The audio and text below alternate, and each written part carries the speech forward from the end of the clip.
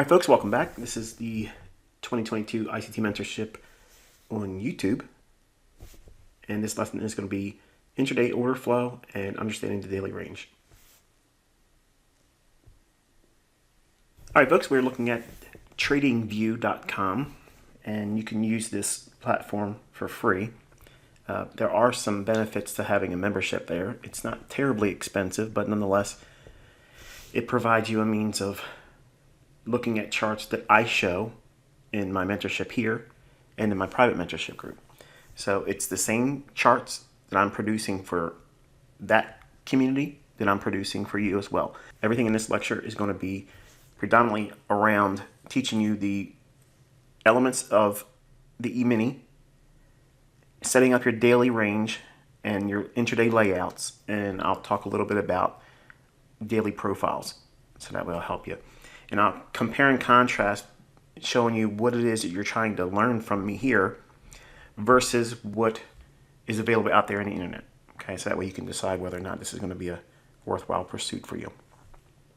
These things that I'm teaching today are directly linked to index futures, okay, like S&P, NASDAQ, and the Dow. Okay, you can use the Russell 2000.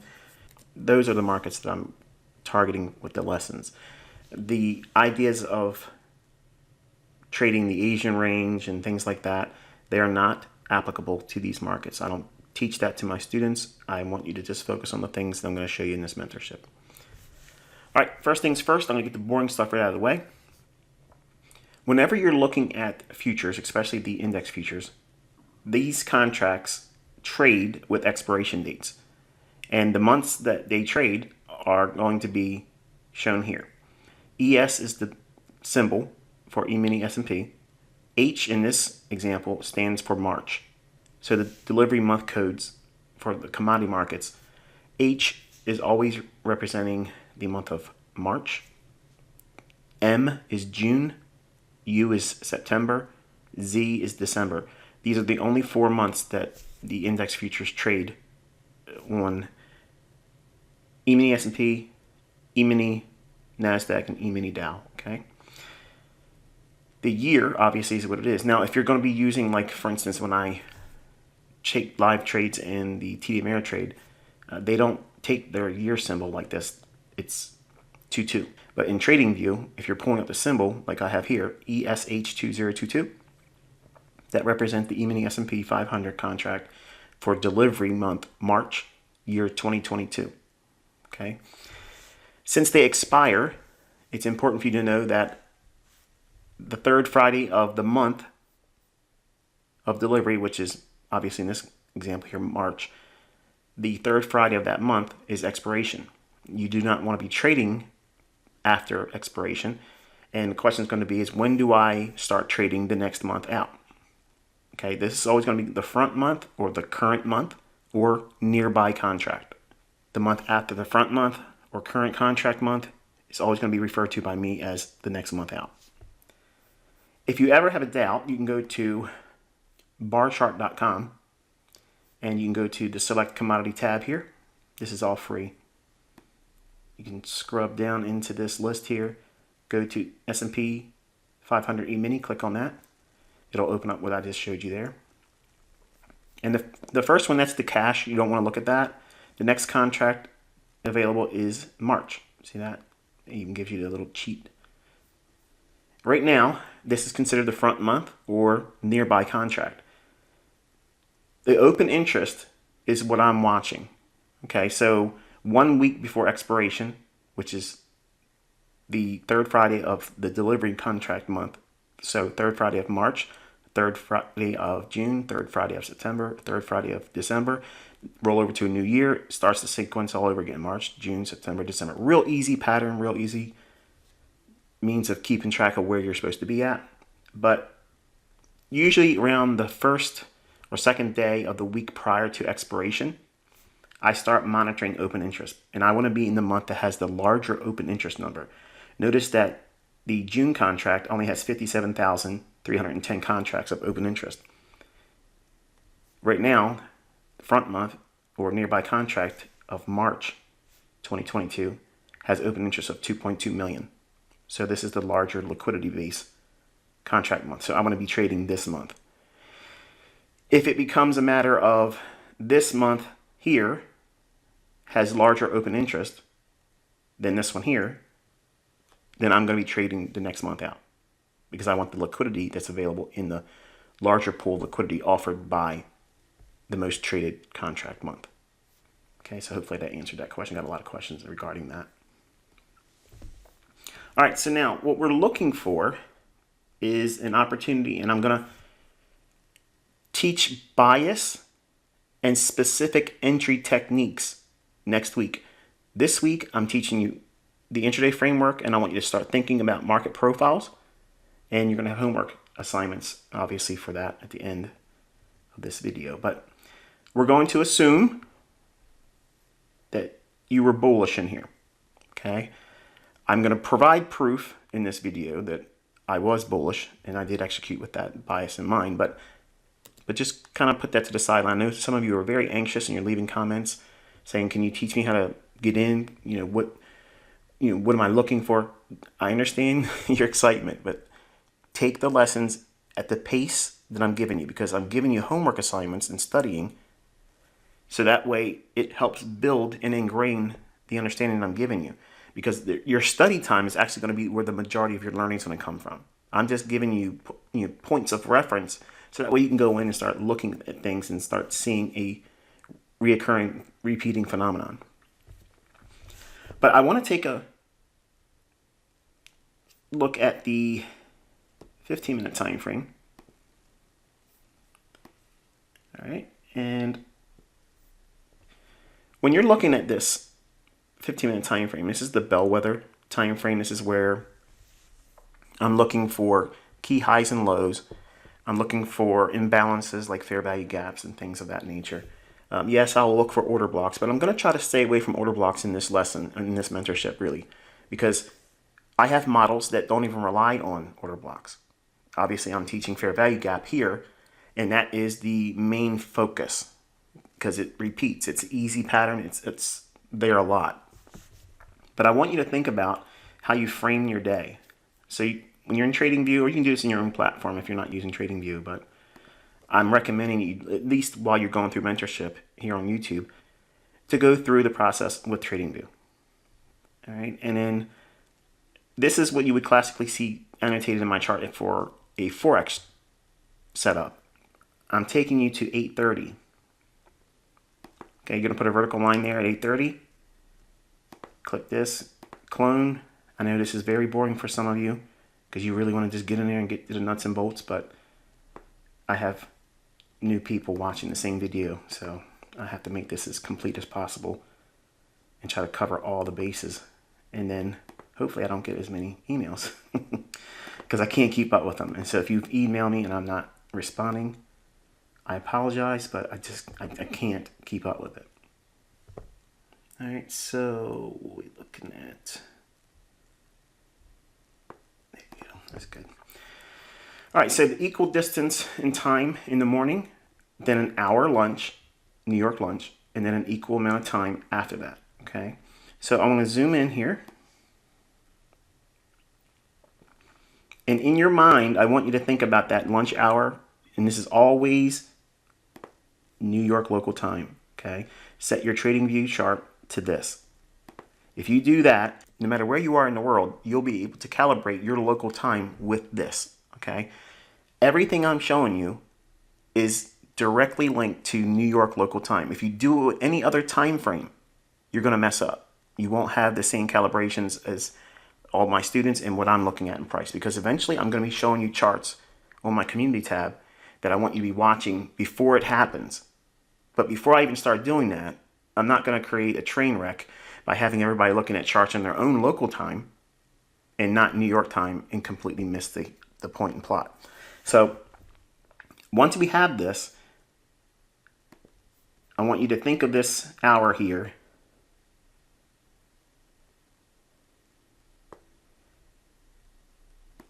noon to 1 o'clock in the afternoon, New York time. That is a no trade time period. I don't care who tells you that they can do this and do that. If you're learning from me, just don't trade during that time. Okay, not even in demo, because just trust me, don't do it. Okay.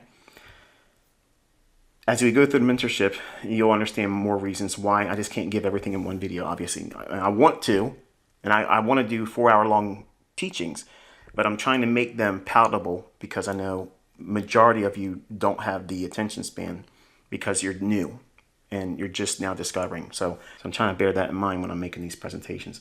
So you have your daily range on an intraday basis all set up and laid out. So these are your boundaries.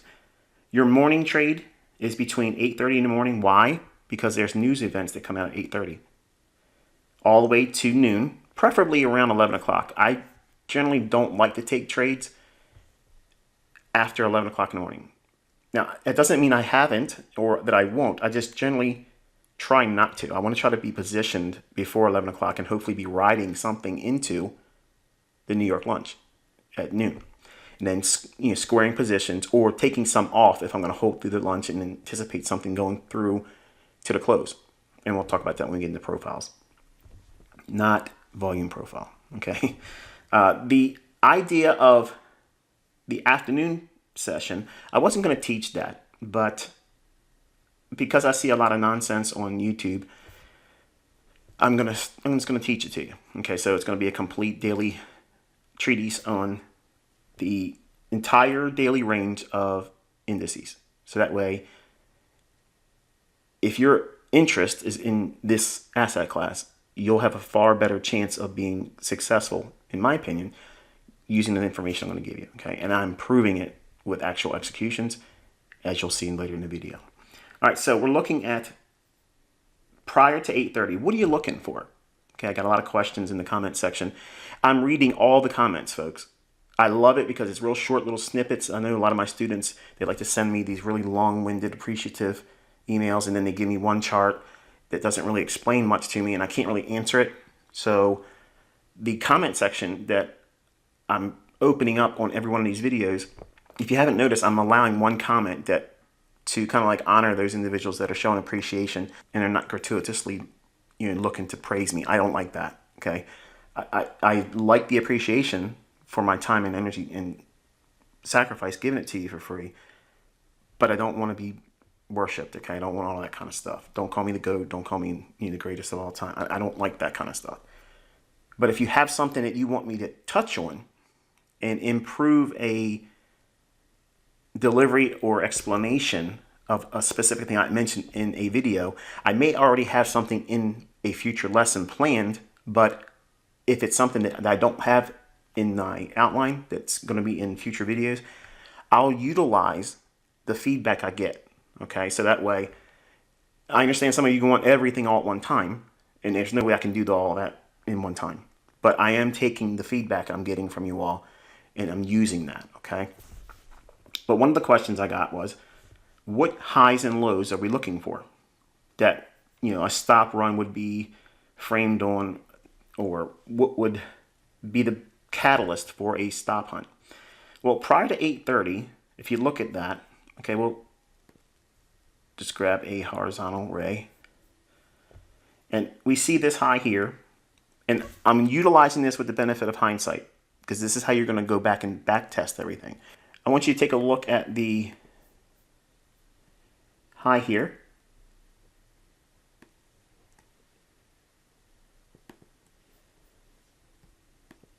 and the low right here. So prior to 8:30, in other words, to the left of that, on a 15-minute time frame, what's the most significant or obvious swing high and swing low? Swing high is this. It's a candle with a lower high to the left of it and a lower high to the right of it. 3-candle pattern. Okay. It does not matter if the candles are up or down closes. You're just looking for a swing high, because above that's going to be buy side liquidity or buy stops, and a swing low prior to 8:30. That's a candle that has a higher low to the left and a higher low to the right of it. It's 3 candles. Again, it does not matter what the close of the candles are. It has absolutely no bearing on what I'm showing you here, because the swing points are where liquidity is going to be placed. Okay, so once you have these levels on your chart on a 15-minute time frame, Then you can drop down into your first lower time frame for entry. That's your 5-minute chart. So let's do that now. All these things will be transposed right to the 5-minute chart. You won't lose anything, in case you're wondering. I know a lot of new people are afraid if they do something with the time frame, they'll lose their annotations. All right, so now we have this old high back here. Look at this price right there. Okay, that's going to be the high price on that particular candle right there. It's 45.14 and a half. This candle trades to 45.14 and a half. Exactly the same high. When we have that, but look closer, we have relative equal high, but we have it in multiple short-term highs that keep going higher. If there's 3 highs that go up like that, that's a classic 3 drives pattern. There's a book I really enjoyed when I was in the 90s, Linda Raschke and Larry Connor's Street Smarts book. Really nice little book. I don't like everything in the book, but I liked a few of the things that they talked about. And it helped me understand stop hunts, because I couldn't understand it as a developing student, that why would the price want to go for those stops? It didn't make any sense, because the books that I had bought never really explained all that in detail. They just said, trust this pattern of continuation or reversal pattern. And the idea of stop hunts or raids on liquidity never really came up. So it was an alien topic to me. So when I started delving into the charts and started looking at it, it helped me. And the pattern that she and Larry mentioned in there was the 3 little Indians pattern. It sounds quirky, sounds a little silly, but it's basically the 3 drives pattern. Okay, that means it's a swing high, a higher swing high, and a higher swing high. So it's 3 times the market kept pressing up. I like to see this pattern forming when there's an old high back here. Okay, on any time frame, it's universal. Okay, but if you ever start seeing these 3 drives up into an old high, you don't have to see that 3rd high take out the old high, because what it's doing is it's already pressing into running out liquidity. Every time it creates a swing high and it starts to go down, bears are trying to sell that, and they're putting buy stops right above the previous high, and they keep getting taken. So it's already building in liquidity. And informed investors, or quote unquote smart money, will be already establishing short positions. Then the market breaks. In one of the previous videos, I talked about the pattern or the setup, and I suggested not using a particular swing low that looks like it's been violated, and why didn't that trade work out? Wouldn't that be a losing trade? I want you to think about this idea that I teach, which is displacement. Okay, if you have a children's swimming pool, okay, if you have a children's swimming pool in your backyard and you fill it up, and then you have an elephant just fall down inside of it, what's going to happen? The water's going to be displaced. Okay, it's going to be an obvious displacement of that water. Rather simplistic analogy, but that's what you're looking for in price. When price goes above an old high and it trades down below it, you want to see an obvious displacement. You don't want to see it just do like, oh, well, a little lethargic run here. That's not enough. This is like that elephant falling into that children's swimming pool. It's no doubt about it. It really had a displacement. When that occurs, then you go in and you start looking for the fair value gap, the low, the high, and if it trades back up into that, then you can look for a short. Okay. There's a process that you go through learning it, and it's good that 3 of you were very critical about it, but trust me, there's rules for a reason, and I'm not trying to hide failure, because these patterns sometimes will fail you. Okay, you'll read them wrong, or they just won't work. Okay, sometimes the market will have some kind of a news event that comes out, or it just simply just rolls over top of it and goes higher or goes lower. That's a losing trade. That's why you have to have a stop loss. That's why you have to have good sound money management, because if you don't have those things, Murphy's Law is going to creep in, and whatever can go wrong will. And if you leave it open to the market's determination how bad the pain's going to be, trust me, you don't want that. Okay, you want to limit that. So now we have this previous high, previous low. Now, if we did not, this is really important that you understand this part here. If we don't start seeing these higher highs forming and it's just one steady run up, then you anticipate a high like this to be taken out. And it doesn't need to be taken out by much. Just trade above it. And then you want to look for this energetic movement lower. That's displacement, where it's really animated. So in other words, it would look like when you're looking at your chart. That's a little bit more pronounced because it went above this previous high here. You're looking at this one, but as it's starting to move towards that old high, remember 830, prior to that, you're looking for, what's this? It done a swing high? Yes. So it's trading above it here. Does it have an energetic break below that? No, it's just a very weak, anemic move lower. Then you have another run higher here. And then you have this wick or tail come down, and it quickly snaps back. Does that create a fair value gap in that? No, it's not there yet. Then it goes higher here, doesn't go above, it matches that high. But then now this high, watch, does it go below that? Yes, a little bit here, but it's a little anemic still. But then look what we have here. It trades up and then smashes down. Then the next candle here closes. What do we have? There's your fair value gap. That's your short. And you could reach for the liquidity resting below that low that you would be identifying prior to 830. So sell side liquidity matching up with your short. You sell, you want to buy it back to cover that short. Well, here's waiting sellers right down here in the form of sell stops. Bam, hits it. Okay. Putting aside that you may not have seen this as a long entry. Okay, maybe you didn't see this as a potential continuation of bullishness. But look at these highs here. What's resting above that now? Buy stops, buy side liquidity. And then what do we have here right before lunch hour?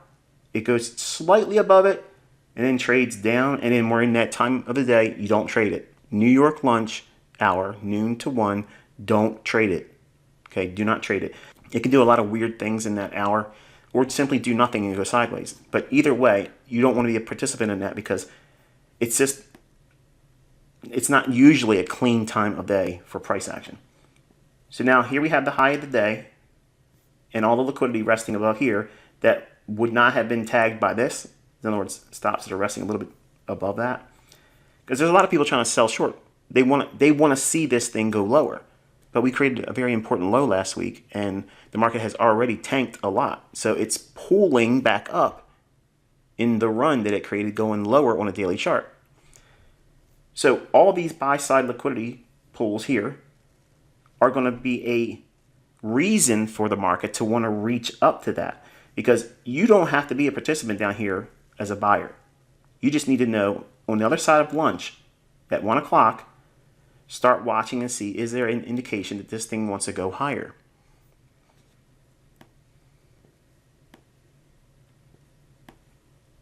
And as you can see, all the buy side liquidity here ran aggressively here, but then the market trades right into the close, aggressively bullish. Small little retracement here, small little retracement here, and then immediate run right into the close. Now, obviously, the market trades a little bit beyond that, but this time of day, expect whatever algorithms that you would expect to be driving price and price runs to pretty much cap the majority of the volume that's going to be in that day. So what I want you to think about is how the day's designed to have a morning move, a lunch hour where you don't want to be trading, and then the afternoon move. Go back through your charts, and you can go back as far as you want. The more you do this, the better you'll get. But I want you to think about creating your charts like this and then describing what the morning trend was. Was it a bullish move? Was it a bearish move? Was it consolidation? If it was consolidation, prior to that part of the day, in other words, the previous day or the previous days, was it bullish or bearish then? Because if it was bullish, this is probably setting up another continuation higher, especially if you start seeing these relative equal highs forming where it paints the idea that this is retail resistance. So traders are going to think that this is going to go lower. And that starts to build up a lot more interest in the form of buy-side liquidity or buying interest at a high price. Even though that those traders may be framing the context of their trades as a short entry, trying to make money going lower, their protective stop, if they choose to use one, it's going to be in the form of a buy stop. And this is where it's going to be at. So the market's going to want to gravitate towards that, especially if you start seeing the swing lows, not the one in lunchtime, ignore that one. You start seeing the swing lows that are forming. Every candle that has a higher low to the left and higher low to the right. If they start building up, and every time they create a new one, it's going higher, that's a underpinning of the marketplace that's showing accumulation. It wants to go up because it wants to clean out all this here. Plus, we've been going up for a few days on the daily chart. Plus, the sentiment is everybody thinks it's been going down, so they all want to sell short because they want to see a stock market crash. But what they are failing to realize is we've already went down below an old low on the daily chart. So now we're running back the other direction, and anyone that's trying to sell short, unless it's a real quick intraday scalp, they're having their clocks cleaned.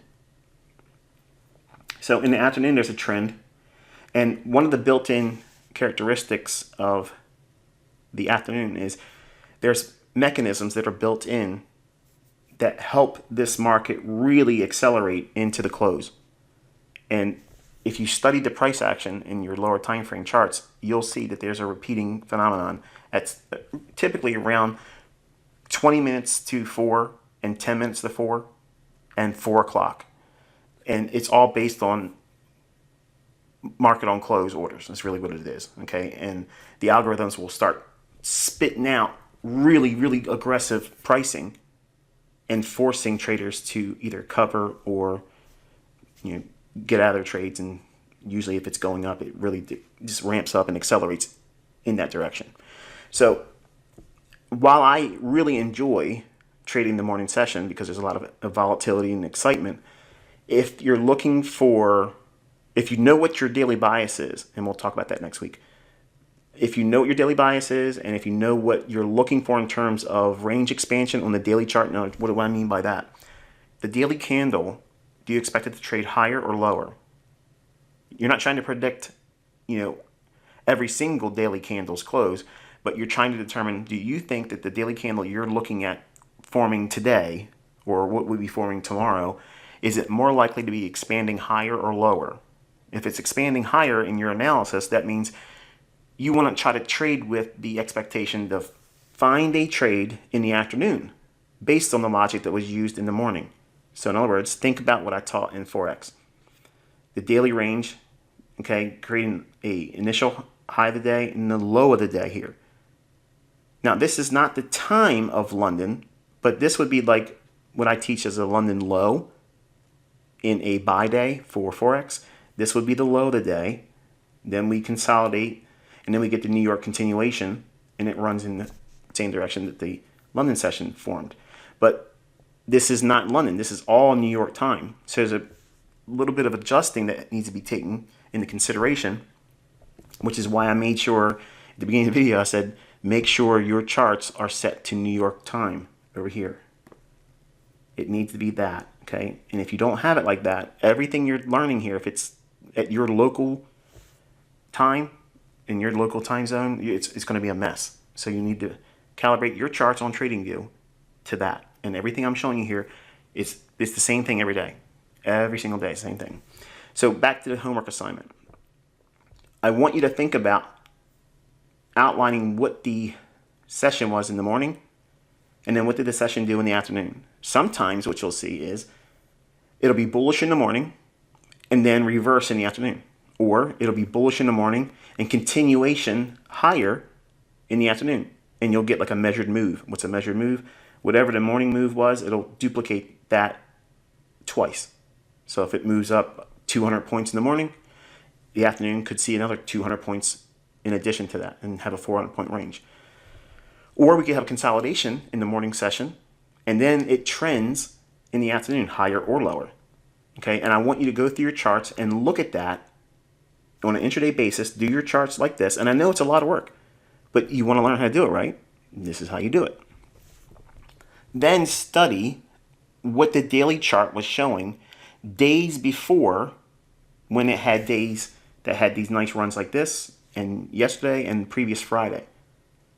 So it allows you to help find these big moves where if you're looking at other, like, I'm not going to say this to try to be mean-spirited, because that's not my intent here, but I want you to compare and contrast.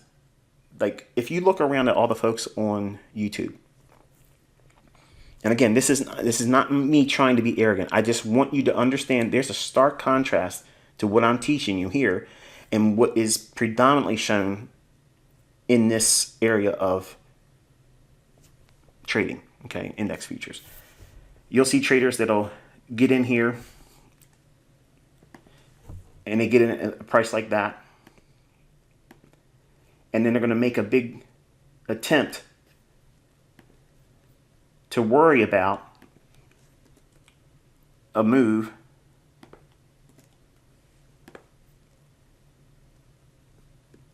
like that. And they'll put lots of contracts on and trade this and have a whole lot of hype and anxiety about whether or not it's going to move in their favor and worry about their stop getting hit and all this stuff. And I don't want you thinking like that. Okay? I don't want you thinking like that at all. I want you to think about how, if this day was bullish for you, say you had the benefit of knowing that through analysis you felt that this was going to go higher. Okay, if that's the case, this swing low here, first swing low in the importance after 130. This is really important. 130, I'm looking for swing highs and swing lows for the afternoon session. That's what I'm looking for. It's the same context that I use for the morning session. I'm looking for swing highs and swing lows prior to 8:30. I'm looking for the first one. Okay, I'm not needing to go back days and days and days. I'm just looking for the first one. It's not a complicated thing. But at 1:30, that's usually when I'm wanting to start trading in the afternoon. That's the earliest. But I'm preferably looking for a swing high and swing low to form at 1:30. Why 1:30? Because there's an algorithm macro that starts running at 1:30. That's beyond the scope of this mentorship, but just trust me, there is something going on that creates movement at 1:30 in the New York session, okay, in equity market.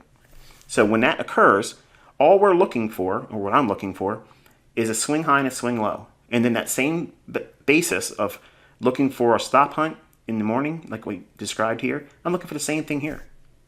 That's it, same thing. So now think about this. I'm thinking that these stops are in jeopardy because it's too clean. The level's too clean. Straight line edges in the market, they don't tend to stay like that. There's going to be a disruption.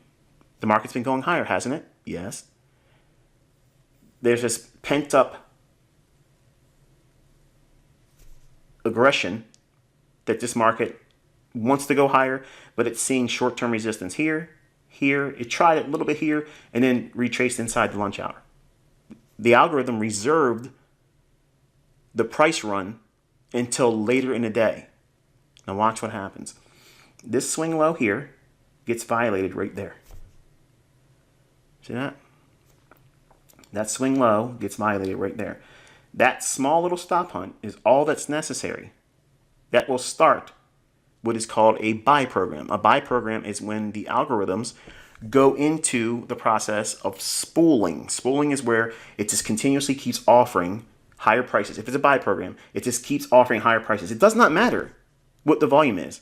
It does not matter. And I don't care who you know, who worked at the exchange. I don't care.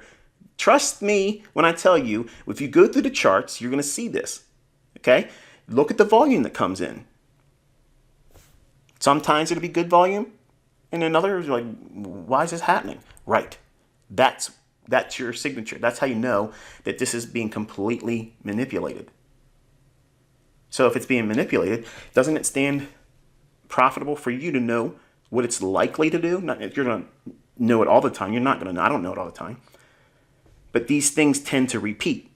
And if they repeat a majority of the time, not every day, but the majority of the time, if these things are in alignment, if they start showing the same fingerprints, it's probably going to pan out. And then you can start doing long entries and then hold for the close. Don't get in here and try to trade these little Mickey Mouse moves and worry about them and over leverage and try to put more contracts on than your account can really weather. Because if you don't know what you're doing, cheap leverage, discount leverage can murder you, can absolutely murder you. And especially in these kind of markets, they're very fast markets right now. I'm loving it, but it's very quick, violent volatility. And if you don't know what you're doing, you can literally be dismantled very quickly, expediently. Okay? So inside this area, the market creates a swing low, runs through this low, stop hunt. So the stops below here are what? Sell stops. Buy those sell stops. I know it feels scary, but go through your charts and you'll see many examples of this happening. It's the same thing that took place over here. Buy the sell stops that are resting below here and expect this level to be taken out. Consolidation through lunch. After 1:30 in the afternoon, wait for a swing low to be violated and then rally. What if you don't get a swing low that trades below it? What do you look for? Well, you look for a move higher that's sudden, displacement higher, then look for a fair value gap. If it trades back down to the fair value gap, you buy that. There's your two patterns. That's it. It's the only two patterns you need. You don't need 15 different gimmicky names, okay? You don't need breakers. You don't need an order block. See how easy that is? Very simple strategy. Very, very simple strategy. You have a trade one way or the other, and the logic has to be there for either one of them to form. Now, I was not in the E-mini S&P today. I was trading NASDAQ. So let's go over to NASDAQ, and I'm going to save time and not put all the lipstick on the chart. I hope you can allow me that. But here is 130. We have a swing low there, and it's basically almost the same low as that one. So what's happening here? What's that? It's trading down below it. See that? Look further to the left. What's that? Fair value gap. Man, it can't be that easy. It can't be that easy. These relative equal highs, what's above that? Buy side liquidity. Okay? Watch. I'm going to drop into a 1 minute chart. I'm going to scrub back here to 130. And I don't need to do 20 contracts or 10 contracts to do like a $20,000 day. That's kind of like the flavor of the month right now. And if you look at this low and this low here, what are those? They're relative equal lows. So that's going to be viewed as what? Support, retail support. And they're going to buy those little runs here. They're basically going to chase that. So if you look at this through the scope of below this level, there's sell stops. And you think it's going to go higher. Like I believed it was going to go higher today. I want to be buying those stops. All right, so say you're watching price, it's meandering through, and then all of a sudden, that swing low forms right there, and we have this low here, and then we have this sudden drop down. When you see that, if you're watching it on a 1 minute chart, that's going to look so dynamic, so aggressive. If you're zoomed in, it's going to feel like the floor has just dropped out. But that's exactly what you're looking for to buy. Now, you see fellas out there on YouTube, you're going to see, by contrast, there are folks out there that are trying to trade, just a handful of ticks with a lot of contracts. That to me doesn't make any sense, but if that works for you, then great, okay? But I want you to think about, in comparison and by contrast, what seems more logical for you to feel it's worth more to pursue and study and learning how to do. Something like that, where it's risk a lot, put a lot behind the trade, and try to get just a little bit of a move. Or, now this is a demo account, okay, but I did trade live today too. But just for the purposes of teaching the content, right there, that low is the lowest candle. It rallies all the way up, okay, and then right here, that was a close. There's a better way to do this if you know what you're looking for. You can be very, very precise about it. You can be dialed in like nobody's business. Like, it is unbelievable in terms of the predictable nature of these markets, especially these markets, because they're traded by a lot of institutions and a lot of professional traders. The manipulation that takes place in these markets is still there, but it's not as, well, vulgar or ruthless as it is sometimes in Forex. The interbank markets, man, they can really, really, do you dirty quick and more frequently. The futures market, they tend to be a little bit more cleaner, a little bit more predictable, much more nicer in their delivery. Now, there are times when reports come out or something, unannounced comes into the world scene and causes volatility. When that occurs, then you'll get that noisy look to price action. Just stand on the sidelines, wait for things to smooth out. It may not be that same trading day. It may require you a day or maybe even a week. Let the markets go back into sync, and then they'll start delivering very nice again. But the main thing I want you to take away is that, showing entries like this and exits and stuff, it's not all that much of a big deal, okay? But it becomes a sticking point, okay? A stumbling block for people that want to try to learn how to do this, because if you lay it in front of them, they have to have lots of contracts to do something, to be profitable in such a small little move. To me, it communicates that that person that's trying to trade like that, whether it's the person that created the system or someone that's trying to learn the system, they really have no idea how price works and how it books. Because if they did, they wouldn't be trying to take these little tiny little micro moves out of the marketplace. They would be trading like I'm showing you here. So if you were to think to yourself, hey, I want to know what it's like to be in a move where I can be comfortable knowing that the daily range is going to unfold and I'm just going to submit to it. Well, these markets offer that. Forex offers it too, but right now, in the last couple months really, Forex has been rather funky, okay? And because of that, we have transitioned to index futures. There are times of the year where I teach index futures trading because they're predominantly more liquid. And or if there's no real topic for me to teach to my paid mentorship group, I'll say I got nothing for you for Forex, and then I'll point to something in futures. It may be a commodity market. Like last year, I told everybody buy the grain markets. They were going to have a huge bull market. Boom, they went up. It's a matter of knowing how to navigate the price action, okay? But these markets here, except for the summer months, and that being like July and August, those months can be a little hit or miss. But the rest of the year, they tend to be really nice markets. So if you're looking to have your trading business framed on a asset class that is really nice, it's professionally delivered, where it's not like a bucket shop, penny stock type market. These markets are really nice. They're very systematic in the way they do things, and they repeat. But if you don't know what you're looking for or understanding behind these mechanics that I'm outlining here at the very basic level, then you can obviously hurt yourself still.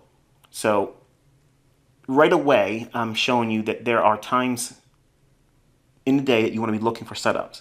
You're not trying to do 25 trades. You're not trying to do 30 trades. You're not in there trying to micro scalp. You're looking for the real moves in the morning and the real moves in the afternoon. And preferably, if you get one in the morning, you don't trade in the afternoon. Go to a demo and practice there. Don't give the money back to the marketplace, especially while you're new. Don't do that.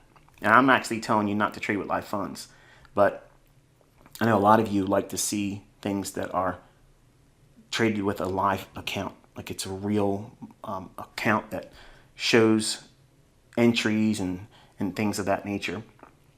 And that's the things that I'm doing this year. Okay, I'm not going to do it in 2023. I'm not going to do it forever. Okay, I did it so that way my students can feel at ease about it, because even in my paid mentorship group, I don't trade live funds there, because for my protection, I'm doing what I'm showing you right here in a demo. But I've been showing live account trades to prove that it works. So hopefully you found this insightful, and until I talk to you on Thursday, be safe.